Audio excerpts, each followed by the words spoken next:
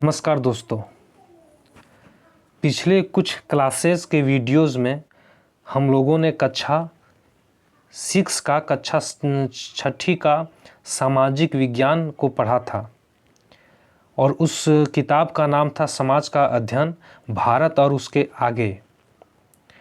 और अब हम आज से इस वीडियो के साथ कक्षा 7 का सामाजिक विज्ञान की पाठ्य पुस्तक को पढ़ेंगे। इस किताब का भी नाम है समाज का अध्ययन, भारत और उसके आगे। पिछले क्लास में या पिछले वीडियोस में हम लोगों ने देखा था कि क्लास 6 का जो सामाजिक विज्ञान का किताब था उसमें सामाजिक विज्ञान का जो किताब था उसमें सभी विषयों को सम्मिलित किया गया था, जैसे कि इकोनॉमिक्स हो गया, आपका सामाजिक साइंस हो गया, पॉलिटिकल साइंस, इकोनॉमिक्स और भूगोल यानी कि ज्योग्राफी, हिस्ट्री, सब एक ही किताब में ही शामिल था। उसी तरह कक्षा 7 के भी पाठ्य पुस्तक में सामाजिक विज्ञान के जितने भी विषय हैं, इकोनॉमिक्स, ज्योग्राफी, हिस्ट्री और आपका पॉलिटिकल साइंस, इसमें भी पढ़ना है। तो आज से हम लोग इस अध्याय को, इस कक्षा 7 के पाठ्य पुस्तक को पढ़ेंगे। पढ़ने से पहले हम लोग इसका विषय सूची को देख लेते हैं कि हम लोग इस किताब से क्या क्या पढ़ेंगे। तो आइए देखते हैं। इसमें भी विषय क, ख, ग, घ, ङ 1 2 3 4 5। इस किताब में भी 5 विषयों को 5 भागों में बांटा गया है, जिसमें पहला भाग है भारत एवं विश्व, भूभाग एवं उनके निवासी यानी कि ज्योग्राफी का। ज्योग्राफी में हम लोगों को क्या पढ़ना है? भारत की भौगोलिक विविधता चैप्टर 1 में, चैप्टर 2 में पढ़ना है मौसम को समझना, चैप्टर 3 में पढ़ना है भारत की जलवायु। तो सबसे पहले हम लोग इस किताब के सामाजिक विज्ञान के भूगोल वाले भाग को पढ़ेंगे। उसके बाद हम लोग अन्य भागों को पढ़ना शुरू करेंगे। तो भूगोल में सबसे पहले आज हम लोग ख़त्म करेंगे भारत की भौगोलिक विविधता। तो चलिए उस चैप्टर को हम लोग देखते हैं। आइए देखते हैं भारत की भौगोलिक विविधता चैप्टर को। ये चैप्टर नंबर 1 है, क्लास 7, चैप्टर नंबर 1, भूगोल विषय। रोज की तरह हम लोग कथन से शुरू करेंगे। ये कथन पढ़ेंगे हम लोग श्री अरविंद का। कथन क्या है? कथन है, यह देश भारत अपने भूगोल के कारण ही अन्य देशों से सर्वथा भिन्न प्रतीत होता है और यही इसके राष्ट्रीय चरित्र निर्माण में विशिष्ट योगदान देता है। ये कथन है श्री अरविंद का। तो चलिए शुरू करते हैं। भारत की भौगोलिक विविधता। भारत की भौगोलिक विविधता, भौगोलिक विविधता मतलब हमारे देश में जितने भी स्थलाकृति हैं, फिजिकल स्ट्रक्चर हैं, उनमें क्या विविधताएं हैं, क्या भिन्नताएं हैं, उस चीज़ को हम लोग इस अध्याय में पढ़ेंगे। ये चित्र 1.1 है। ये कर्नाटक में स्थित जोग जलप्रपात, पठार और जलप्रपात पर ध्यान दीजिए। जलप्रपात की शक्ति को विशेष टरबाइनों के माध्यम से जल विद्युत में बदला जाता है। ये जलप्रपात का एक सीन है, जोग जलप्रपात जो कर्नाटक में स्थित है। और इसमें कहा गया है कि ये जो जलप्रपात है उसमें उसका जलप्रपात की शक्ति को विशेष टरबाइनों, जलप्रपात से जो पानी गिरता है उसको एक विशेष टरबाइनों के माध्यम से जल विद्युत यानी कि बिजली उत्पन्न की जाती है, बिजली में बदला जाता है। अध्याय को शुरू करने से देख लेते हैं आज का महत्वपूर्ण प्रश्न, जो हम लोग इस अध्याय में उस प्रश्न का आंसर, उत्तर समझने की कोशिश करेंगे। महत्वपूर्ण प्रश्न। पहला प्रश्न है, भारत की कुछ प्रमुख भौगोलिक विशेषताएं क्या हैं? भारत की कुछ मुख्य भौगोलिक विशेषताएं हैं, वो क्या हैं, इस अध्याय में हम लोग पढ़ेंगे। भारत की भौगोलिक विविधताएं हमारे जीवन को किस प्रकार प्रभावित करती है और ये विविधताएं जो हैं भौगोलिक ये हमारे जीवन को किस प्रकार से प्रभावित करता है, इस बात को हम लोग इस वीडियो में जानेंगे। 1984 में अंतरिक्ष में जाने वाले प्रथम भारतीय अंतरिक्ष यात्री राकेश शर्मा ने तत्कालीन प्रधानमंत्री श्रीमती इंदिरा गांधी से बात की थी। जब इंदिरा गांधी ने उनसे यह प्रश्न किया था कि अंतरिक्ष से भारत कैसा दिखता है, तब उन्होंने उत्तर दिया था, सारे जहां से अच्छा हिंदुस्तान हमारा। यह 20वीं शताब्दी के आरंभ की एक प्रसिद्ध कविता की प्रारंभ पंक्ति है। 1984 की बात है, जब अंतरिक्ष में सबसे पहले जाने वाले भारतीय अंतरिक्ष यात्री जो राकेश शर्मा थे, उन्होंने जब अंतरिक्ष यात्रा कर रहे थे तो वो उस समय के तत्कालीन जो प्रधानमंत्री श्रीमती इंदिरा गांधी जी थी, उनसे बात की थी। और इंदिरा गांधी ने यह पूछा था कि आसमान से, अंतरिक्ष से हमारा भारत कैसा दिखता है। तो राकेश शर्मा अंतरिक्ष यात्री का जवाब था, सारे जहां से अच्छा। मतलब हमारा भारत जो है वो सारे जहां से अच्छा दिखता है। और ये जो सारे जहां से अच्छा पंक्ति है, यह पंक्ति 20वीं शताब्दी के आरंभ में एक प्रसिद्ध कविता थी, उसकी पंक्ति है। और यही पंक्ति का जो पहला पंक्ति था, सारे जहां से अच्छा है, इसी पंक्ति को वो जवाब में इंदिरा गांधी जी से कहते हैं कि सारे जहां से अच्छा। जब इंदिरा गांधी जी सवाल करती हैं कि मेरा भारत अंतरिक्ष से कैसा दिखता है हमारा भारत, तो राकेश शर्मा का जवाब था, सारे जहां से अच्छा। आइए अध्याय को देखते हैं। इस अध्याय को पढ़ते समय बीच बीच में भौतिक मानचित्र को देखते रहिए। क्षेत्रफल की दृष्टि से भारत विश्व का 7वां बड़ा देश है और एशिया महाद्वीप का भाग है। अपने पड़ोसी देशों पाकिस्तान, बांग्लादेश, नेपाल, भूटान, श्रीलंका और म्यांमार के साथ मिलकर यह एक बड़े भूभाग का निर्माण करता है, जिसे भारतीय उपमहाद्वीप के नाम से भी जाना जाता है। मतलब क्षेत्रफल की दृष्टि जो भारत है वो विश्व का 7वां देश है और ये एशिया महादेश का भाग है या एशिया महाद्वीप का भाग है। इसका जो पड़ोसी देश है पाकिस्तान, बांग्लादेश, नेपाल, भूटान और श्रीलंका और म्यांमार है, और इसके साथ सीमा साझा करके भारत जो है वो एक बड़े भूभाग का निर्माण करता है। मतलब बहुत बड़ा भूभाग है, जिसे हम लोग भारतीय उपमहाद्वीप के नाम से जानते हैं। सामान्यतः हम भारत को 5 प्रमुख भागों में विभाजित करते हैं। महान पर्वतीय क्षेत्र, गंगा और सिंधु का मैदान, मरुस्थलीय भूभाग, दक्षिणी प्रायद्वीपीय और द्वीप समूह। इस अध्याय में हम इन भूभागों के विषय में संक्षिप्त से चर्चा करेंगे तथा इनकी प्रमुख विशेषताओं पर एक विहंगम दृष्टि डालेंगे। साथ ही यह भी देखेंगे कि इन भू आकृतियों की कुछ विशेषताएं समीप से देखने पर कैसी प्रतीत होती है।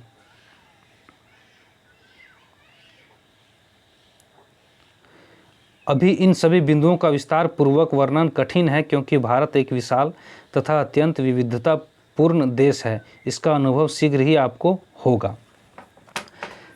कह रहा है कि भारत में बहुत सारे स्थलाकृति हैं और इनमें से सामान्यतः जो होता है हम इसको 5 भागों में बांटते हैं। और वो 5 भाग कौन कौन से हैं? पहला है भारत पर्वतीय क्षेत्र, महान पर्वतीय क्षेत्र। मतलब उत्तर साइड भारत का जो महान पर्वतीय क्षेत्र है, जैसे कि हिमालय पर्वतीय श्रृंखला, उसमें बांटते हैं। दूसरा हो गया गंगा और सिंधु का मैदान, तीसरा मरुस्थलीय भूभाग, और चौथा दक्षिण प्रायद्वीपीय, और 5वां हो गया आपका द्वीप समूह। ये 5 भूभागों में हम लोग इसकी स्थलाकृतियों या भूभागों को हम बांटते हैं भारत के। और कह रहा है कि इस अध्याय में हम इन भूभागों को के विषय में संक्षिप्त चर्चा करेंगे। संक्षिप्त चर्चा इसलिए, और कुछ विशेषता है उस पर भी चर्चा करेंगे। संक्षिप्त इसलिए कि भारत इतनी बड़ी भू आकृति है जिसका हम लोग विस्तार पूर्वक जानना कठिन बात है। इसलिए हम लोग इसका इस अध्याय में क्लास 7 में कुछ जो है सो संक्षिप्त चर्चा करेंगे।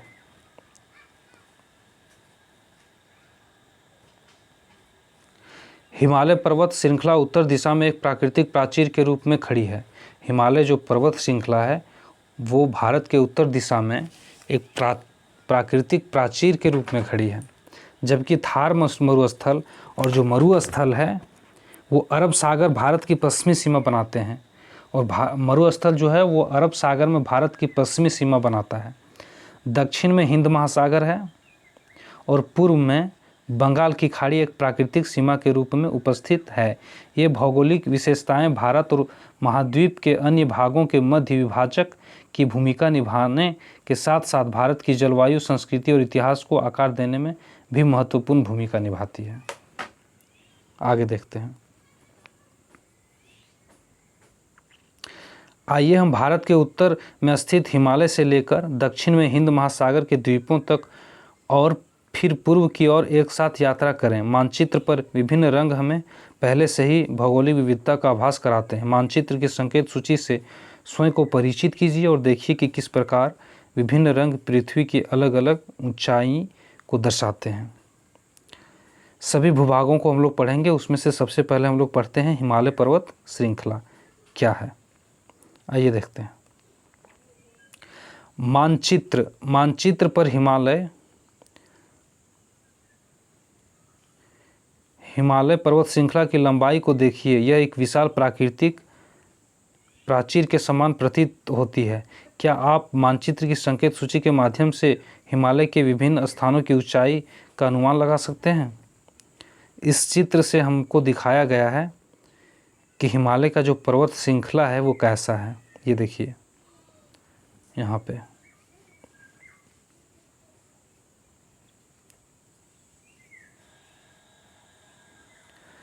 हिमालय पर्वत श्रृंखला आकाश को छूती हुई प्रतीत होती है। वास्तव में इसकी कई चोटियाँ 8000 मीटर से भी अधिक ऊंची है। हिमालय पर्वत श्रृंखला के बहुत ऐसे चोटियाँ जो 8000 मीटर से भी बहुत ऊंची है। इन्हें सामूहिक रूप से 8000 ही कहा जाता है। और जो चोटियाँ 8000 से ऊपर 8000 मीटर से और अधिक ऊंचाई की है उसे सामूहिक रूप से उसे एक साथ 8000 भी कहा जाता है। यह पर्वत श्रृंखलाएँ एशिया के 6 देशों भारत, नेपाल, भूटान, चीन, पाकिस्तान और अफगानिस्तान में फैली हुई है। क्या आप विश्व के सर्वाधिक ऊंचाई वाले पर्वत का नाम बता सकते हैं? और ये जो पर्वत श्रृंखला है ये भारत, नेपाल, भूटान, चीन, पाकिस्तान और अफगानिस्तान देशों में फैला हुआ है। गर्मियों में पर्वतों पर जमी बर्फ पिघलती है और यही सिंधु, गंगा और ब्रह्मपुत्र जैसी प्रमुख नदियों का प्रमुख जल स्रोत बनती है। जब गर्मी का समय होता है तो बर्फ़ जो होती है हिमालय की वो पिघलती है और वही बर्फ़ जो है पिघलकर जल बनती है, पानी बनता है और वो सिंधु, गंगा और ब्रह्मपुत्र जैसी प्रमुख नदी जो हैं उसका जल स्रोत बनता है। मतलब हिमालय का जो बर्फ़ पिघलता है वही सिंधु, गंगा और ब्रह्मपुत्र जैसी नदियों का जल स्रोत है। ये नदियाँ और इनकी सहायक नदियाँ लोगों को पीने योग्य जल तथा कृषि एवं औद्योगिक उपयोग के लिए जल उपलब्ध कराती है और करोड़ों लोगों के जीवन को सुगम बनाती है। इसलिए कभी कभी हिमालय पर्वत श्रृंखला को एशिया का जल शिखर भी कहा जाता है। हिमालय पर्वत श्रृंखला को एशिया का जल शिखर कहा जाता है। ऐसा क्यों? क्योंकि वही जल स्रोत से सिंधु, गंगा और ब्रह्मपुत्र तथा इसके जितने सहायक नदियाँ हैं उसमें पानी जाता है और लोगों को पीने के लिए उपयोग में आता है। पीने के साथ साथ कृषि औद्योगिक कार्यों के लिए भी इस जल का मतलब उपयोग किया जाता है। इसलिए हिमालय पर्वत श्रृंखला को एशिया का जल शिखर कहा जाता है। हिमालय अनेक संस्कृतियों और आस्थाओं का केंद्र भी है। इन पर्वतों को पावन माना जाता है।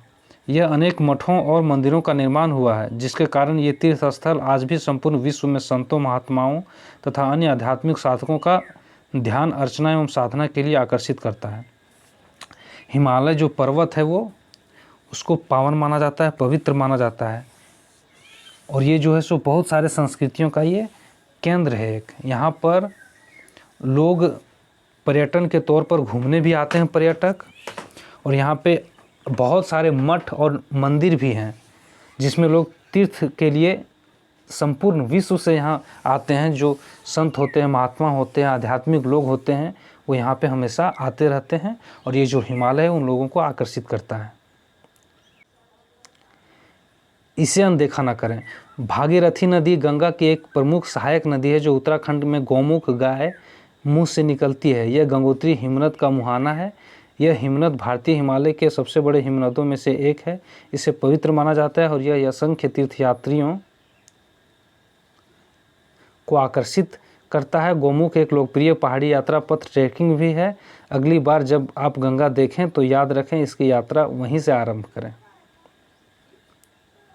यहाँ पे गंगा की जो सहायक नदी है भागीरथी, उसका जो जहाँ से वो नदी निकलती है उसका यहाँ पे एक चित्र दिया गया है।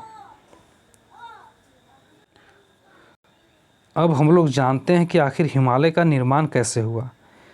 सबसे पहले हम लोग पर्वत पढ़ रहे हैं, उत्तर का महान पर्वत श्रृंखला। तो ये जानना भी ज़रूरी है कि आखिर ये महान पर्वत श्रृंखला का निर्माण कैसे हुआ। ये एक रोचक कथा है, आइए इसको देखते हैं। बहुत समय पहले भारत गोंडवाना नामक एक बहुत बड़े भूभाग का हिस्सा था, जहाँ उसका पड़ोसी अफ्रीका था। कालांतर में यह भूभाग अलग हो गया और धीरे धीरे उत्तर की ओर अग्रसर होने लगा। लगभग 5 करोड़ वर्ष पूर्व यह यूरेशिया नामक भूभाग तक पहुंच गया और उससे टकरा गया। जैसे ही भारतीय भूभाग ने यूरेशिया को धकेला, उनके बीच की भूमि अनिवलित सिलवटदार हो गई और ऊपर उठने लगी, ठीक वैसे ही जैसे कालीन को धकेलने पर उसमें सिलवटें पड़ जाती हैं। इस प्रकार विशाल हिमालय पर्वतों का निर्माण हुआ।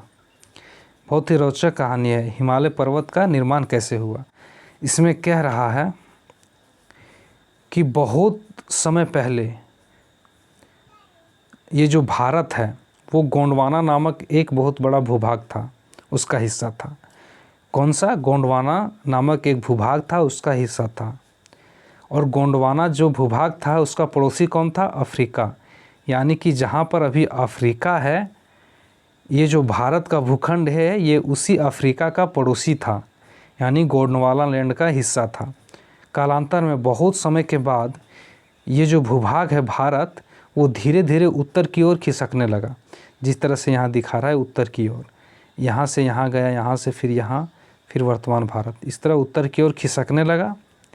और 5 करोड़ वर्ष पूर्व ये जो भूखंड गोंडवाना का था वो यूरेशिया से आकर टकरा गया। ये है यूरेशिया प्लेट, जो अभी एशिया, जिसे यूरोप और एशिया हम लोग कहते हैं, वहाँ पर आकर टकरा गया। ये देखिए यहाँ पे चित्र के माध्यम से दिखाया गया है। जैसे ही भारतीय भूभाग ने यूरेशिया को धकेला और भारत का भूभाग जो है वो यूरेशिया का भूभाग जो था उससे टकराया और उसको धकेला, तो एक सिलवटदार हो गई। तो ये जो भूमि थी यहाँ पे सिलवटदार हो गई और इसी प्रकार हिमालय का पर्वत का निर्माण हुआ।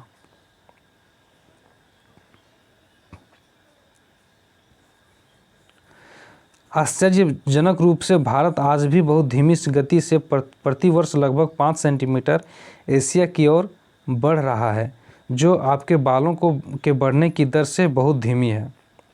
और एक बहुत आश्चर्य बात है कि आज भी जो भारत का भूभाग है वो धीमी, प्रतिवर्ष लगभग 5 सेंटीमीटर, मतलब धीमी धीमी गति से हर साल 5 सेंटीमीटर एशिया की ओर बढ़ रहा है। मतलब एशिया जो भूभाग है, जिसे हम लोग यूरेशिया कहते हैं, उसकी ओर प्रत्येक वर्ष 5 सेंटीमीटर बढ़ रहा है। इसका मतलब है कि हिमालय प्रतिवर्ष धीरे धीरे लगभग 5 मिलीमीटर की दर से ऊंचा हो रहा है और एक सहस्त्रावधि में इसका ऊंचाई लगभग 5 मीटर तक बढ़ जाती है। और इसका ये मतलब है कि लगभग 5 मीटर हर वर्ष ये बढ़ता है, इसका ऊंचाई इस पहाड़ का, पर्वत का। और 1000 साल में ये पर्वत जो है सो 5 मीटर ऊंचा हो जा रहा है। और ये प्रक्रिया जो है सो आज भी जारी है। अब देखते हैं हिमालय शब्द संस्कृत के 2 शब्दों हिम अर्थात बर्फ़ और आलय अर्थात निवास या गिरह से मिलकर, जिसका अर्थ बर्फ़ का घर होता है। हिमालय का अर्थ क्या होता है?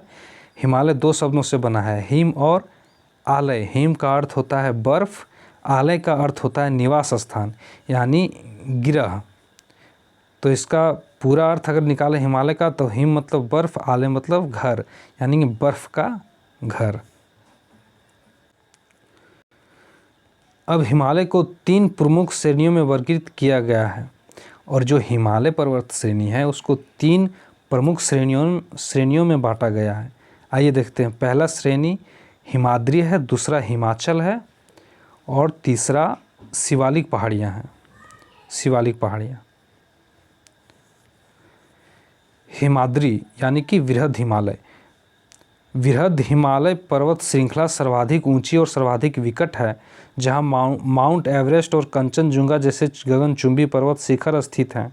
यह क्षेत्र संपूर्ण वर्ष हिमच्छादित रहता है। यहाँ जीवन अत्यंत कठिन है तथा यहाँ मानव बस्तियाँ अधिक नहीं हैं। हिमालय पर्वत श्रेणी को 3 श्रृंखलाओं में बांटा गया है, जिसमें से पहला है हिमाद्री, और ये जो पर्वत श्रृंखला है ये सबसे ऊंची है, सबसे ऊंची और सर्वाधिक विकट है। और इसी पर्वत श्रृंखला में माउंट एवरेस्ट और कंचनजुंगा जो पर्वत श्रेणी है वो स्थित है। ये जो पर्वत श्रेणी है वो पूरी तरह से बर्फ़ से ढका हुआ है, हिमच्छादित है, और यहाँ पे मानव का रहना और जीवन अत्यंत कठिन है, इसलिए यहाँ मानव की बस्तियाँ अधिक नहीं हैं। दूसरा जो श्रेणी है पर्वत का वो है हिमाचल, जिसे लघु हिमालय कहते हैं। वृहद हिमालय के दक्षिण में स्थित है ये, और इसकी जलवायु समशीतोष्ण है, जो समृद्ध जैव विविधता और मानव निवास के लिए उपयुक्त है। नैनीताल और मसूरी उत्तराखंड, दार्जिलिंग पश्चिम बंगाल, शिमला हिमाचल प्रदेश जैसे लोकप्रिय पर्वतीय पर्यटन स्थल इसी क्षेत्र में स्थित हैं। और दूसरा जो श्रेणी है हिमाचल, ये वृहद हिमालय जो है उसके दक्षिण साइड में अवस्थित है, और इसका जो मौसम है, इसका जो जलवायु है समशीतोष्ण है, यानी कि ठंडा कहिए, और यहाँ जैव विविधता बहुत सारा पाया जाता है। यहाँ पे मानव निवास के लिए उपयुक्त जगह है। और यही पर्वत श्रेणी जो है हिमाचल का, इसमें ही नैनीताल और मसूरी जो उत्तराखंड में है, दार्जिलिंग जो पश्चिम बंगाल में है, शिमला जो हिमाचल प्रदेश में है, ये सारी लोकप्रिय जो पर्वतीय पर्यटन स्थल है ये इसी पर्वत श्रेणी में स्थित है, जिसे हम हिमाचल या लघु हिमालय कहते हैं। तीसरा जो पर्वत श्रेणी है उसे हम शिवालिक पहाड़ियाँ कहते हैं, बाह्य हिमालय, जिसे हिमालय की सबसे निचली श्रृंखला बनाती है। हिमालय की जो सबसे निचली श्रृंखला है ये शिवालिक पहाड़ियाँ इसे बनाती है, जिसमें घुमावदार पहाड़ियाँ और घने जंगल सम्मिलित हैं। ये गिरिपाद वन्य जीवों से समृद्ध हैं, जो हिमालय और गंगा के मैदानों जिसे उत्तरी मैदान भी कहा जाता है के बीच एक संक्रमण क्षेत्र के रूप में कार्य करती है। और ये जो शिवालिक पहाड़ियाँ हैं ये हिमालय के सबसे निचली श्रृंखला में बनती है। अब देखते हैं भारत का शीत मरुस्थल। मरुस्थल शब्द सुनते ही मन में उष्ण प्रदेश की छवि उभरती है। हालांकि मरुस्थल शीत भी होते हैं, और भारत में भी एक ऐसा शीत मरुस्थल है। लद्दाख एक शीत मरुस्थल है, जहां सर्दियों में तापमान 30 डिग्री सेल्सियस से नीचे चला जाता है, जहां बहुत कम वर्षा होती है और भूभाग उबड़ खाबड़ है, जिसमें चट्टानी क्षेत्र, गहरी घाटियाँ और पेंगोंग तोसो का अर्थ है झील जैसी झीलें सम्मिलित हैं। मरुस्थल ठीक ही कह रहा है कि मरुस्थल अगर शब्द आप सुनते हैं तो आपके मन में क्या छवि आता है? छवि आता है कि गर्म प्रदेश होगा जहाँ पे मरुस्थल कहता है, लेकिन नहीं, मरुस्थल शीत भी हो सकते हैं, यानी कि ठंडी मरुस्थल भी हो सकती है। और ऐसा ही ठंडी शीत मरुस्थल जो है सो लद्दाख में स्थित है। लद्दाख जो है एक शीत मरुस्थल है, और इस लद्दाख में सर्दी में तापमान 30 डिग्री सेल्सियस से भी कम चला जाता है, और यहाँ पे वर्षा बहुत कम होती है। यहाँ की ज़मीनें जो है, यहाँ का जो भूभाग है, जैसा कि चित्र में दिखाया गया है, उबड़ खाबड़ है। यहाँ पे गहरी घाटियाँ हैं, चट्टानें भी हैं। पेंगोंग तोसो का अर्थ है झील, यानी कि पेंगोंग झील जो है इसी में सम्मिलित है। यहाँ की भूमि चंद्रमा की सतह जैसी दिखती है, इसलिए इसे चंद्रभूमि कहा जाता है। और इस मरुस्थल को, इस शीत मरुस्थल को, लद्दाख को चंद्रभूमि भी कहा जाता है, इसलिए क्योंकि इसकी जो भूमि है वो चंद्रमा की तरह दिखती है, चंद्रमा की सतह की तरह। भूगर्भ शास्त्री इस भूभाग के निर्माण की व्याख्या इस तथ्य से करते हैं, जैसा हमने पहले पढ़ा कि जब भारतीय भूभाग यूरेशिया से टकराए तो पहाड़ मुड़ गए थे, और यह मुड़ा हुआ भाग कभी एक महासागर का हिस्सा था, और इसीलिए इस क्षेत्र की चट्टानें मुख्य रूप से रेत और चिकनी मिट्टी से बनी हुई है। जिस तरह से हिमालय बना है उसी तरह से ये भी, इसका निर्माण भी हुआ है। ये है सुंदर पेंगोंग झील,